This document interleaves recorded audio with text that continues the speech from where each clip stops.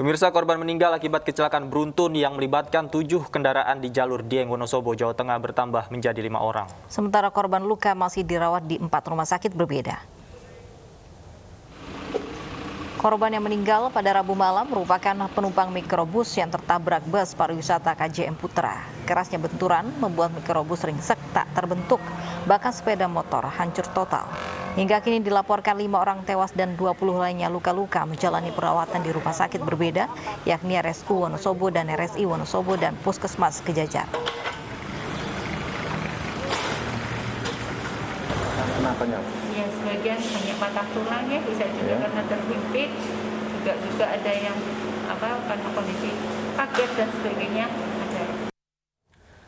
Sementara itu, bus pariwisata KJM Putra bernomor polisi K1446BL berhenti setelah menabrak pohon di Desa Kuripan, Kecamatan Garing, Wonosobo. Sebelumnya bus menabrak 6 kendaraan lainnya. Peristiwa terjadi pada Rabu sore sekitar pukul 15.30 waktu Indonesia Barat. Diduga kuat bus mengalami remblong sepanjang 2 km di jalur wisata Dieng. Bus pariwisata berpenumpang 31 orang yang berisi rombongan reuni SMA Nakti Praja Jepara. Bus melaju tak terkendali dan menabrak mikrobus berpenumpang 11 orang sehingga akhirnya terbalik.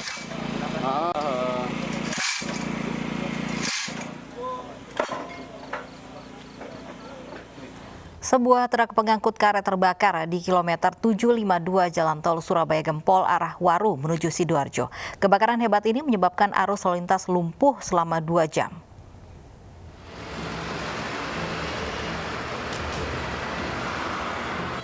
Pemakai Jalan Tol Surabaya Gempol dikagetkan dengan terbakarnya sebuah truk bermuatan karet di bahu Jalan Tol kilometer 752 arah Waru menuju Sidoarjo.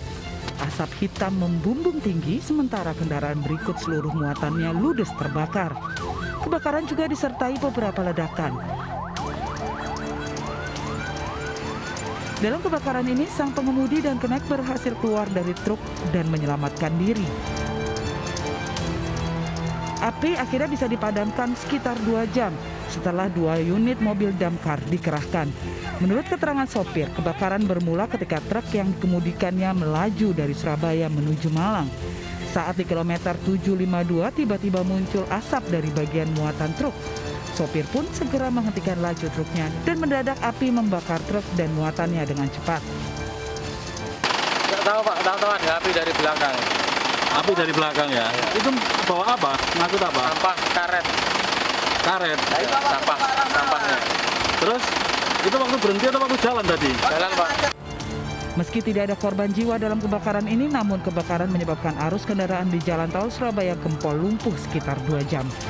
Dari Sidoarjo, Jawa Timur, Pramono Putra, iNews melaporkan. Pemirsa, seorang bocah berusia 12 tahun tewas tersengat listrik di atap rumah warga saat mengejar layang-layang.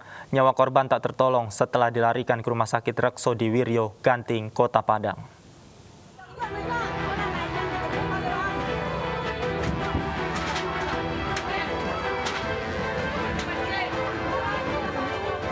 Sejumlah warga berusaha mengevakuasi seorang bocah berusia 12 tahun yang tersengat listrik di atap rumah warga di Paragadang Timur, Kota Padang.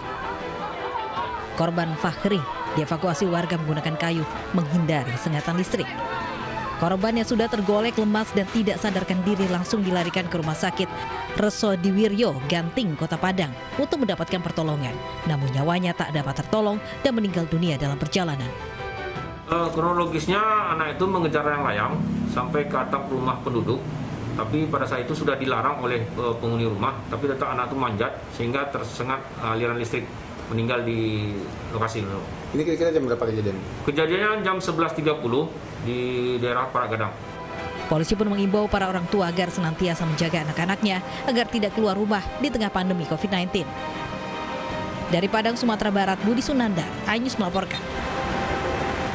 Bentrokan warnai aksi tabur bunga kelompok purnawirawan di Taman Makam Pahlawan Kalibata, Jakarta Selatan Rabu kemarin. Bentrokan terjadi setelah adanya penolakan dari mahasiswa yang menggelar unjuk rasa di depan TMP Kalibata.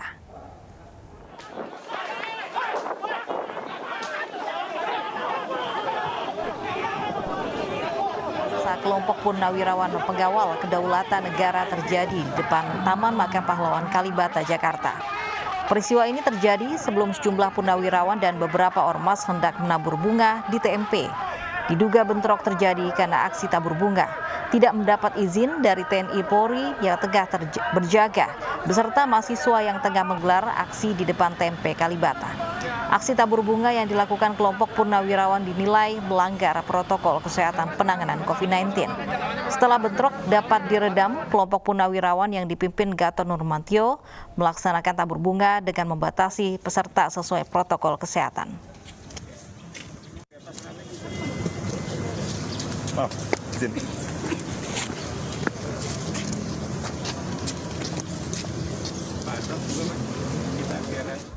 Pemirsa, Presiden Joko Widodo menjadi inspektur upacara dalam upacara Hari Kesaktian Pancasila tahun 2020 di Monumen Pancasila Sakti Lubang Buaya, Jakarta. Upacara ini digelar tepat pukul 8 waktu Indonesia Barat dengan menerapkan protokol kesehatan ketat.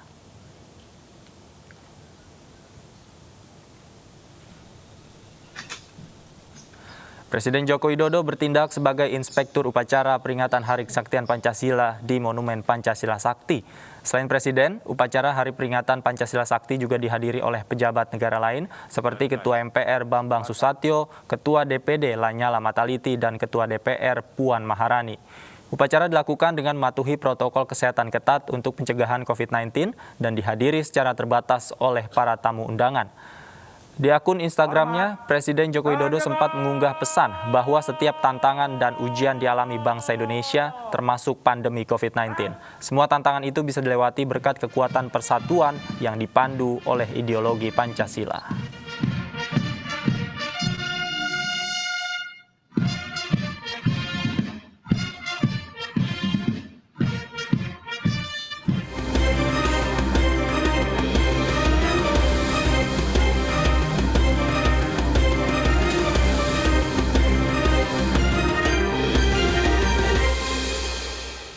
Pemirsa, ratusan pendukung pasangan calon Bupati Dompu, Saifur Rahman Salaman dan Cika mengamuk di kantor Bawaslu Kabupaten Dompu. Hal ini dipicu sikap KPUD Dompu yang mencoret pasangan Saifur Rahman dan Cika.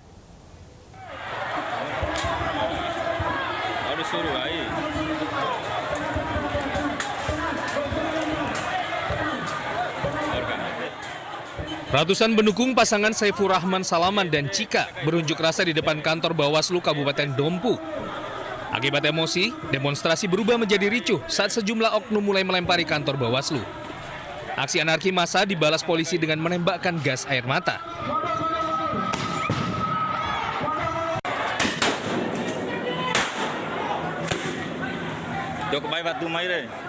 Tak berlangsung lama, polisi berhasil membubarkan massa dan mengendalikan situasi.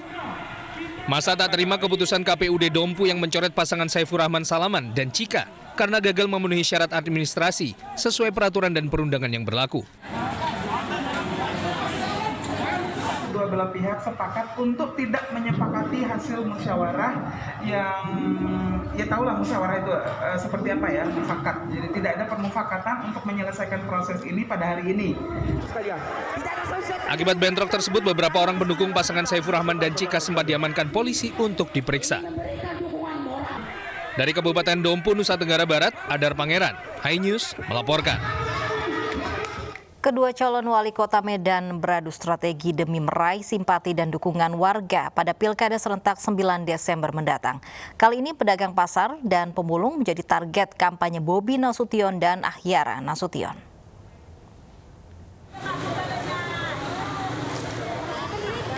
Berpenampilan kasual, calon wali kota Medan nomor urut 2 Bobi Nasution belusukan ke pasar tradisional Pulau Brayan, Kecamatan Medan Barat. Di sini Bobi menyerap aspirasi para pedagang, terutama soal pengaturan kios dan pungutan liar. Bobi berjanji akan membenahi fasilitas pasar tradisional sehingga mampu menjadi penggerak roda ekonomi kerakyatan.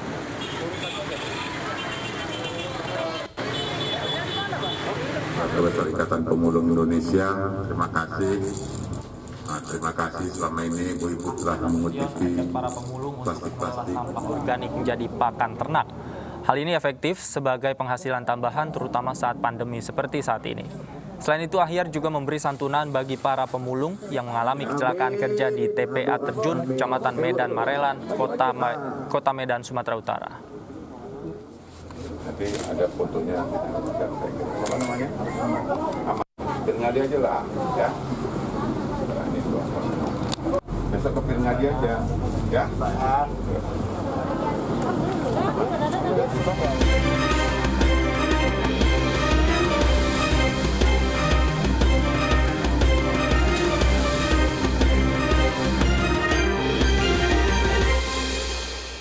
Pemirsa, Pengadilan Niaga Jakarta Pusat memenangkan PT Global Mediacom Tbk dalam sengketa kepailitan antara KT Corporation.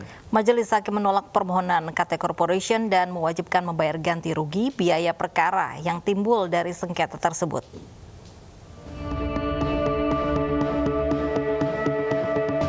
Majelis Hakim Pengadilan Niaga Jakarta Pusat menolak permohonan KT Corporation dalam sengketa kepailitan dengan PT Global Mediacom Tbk. Majelis Hakim menilai permohonan pilot KT Corporation tidak dapat dibuktikan terkait dalil-dalil kreditur yang tercantum dalam Pasal 2 Ayat 1 Undang-Undang Nomor 37 Tahun 2004, di mana debitur yang mempunyai 2 atau lebih kreditur dan tidak membayar lunas setidaknya satu hutang yang telah jatuh waktu dan dapat ditagih dinyatakan pilot dengan keputusan pengadilan. Apalagi pemohon juga tidak memiliki kontrak kerja yang sesuai untuk dijadikan barang bukti, sehingga Majelis Hakim akhirnya memenangkan PT Global Mediacom Tbk dalam sengketa ini. Katanya dia punya kontrak pengalihan dari pihak perusahaan lain. Terus kita tanyakan, akhirnya dimasukkan sebagai bukti. Ternyata tidak ada isinya mengatakan bahwa dialihkan kontrak apa, nggak ada. Jadi benar-benar nobody, kita nggak kenal. Setelah permohonan ditolak dan pengadilan memenangkan PT Global Mediacom Tbk, maka KT Corporation diwajibkan untuk membayar ganti rugi biaya perkara yang timbul dari sengketa tersebut. Tim Liputan iNews melaporkan. Serunya bersepeda sambil memetik sayur dijamin sehat fisik dan psikis. Informasinya akan kami hadirkan sesaat lagi.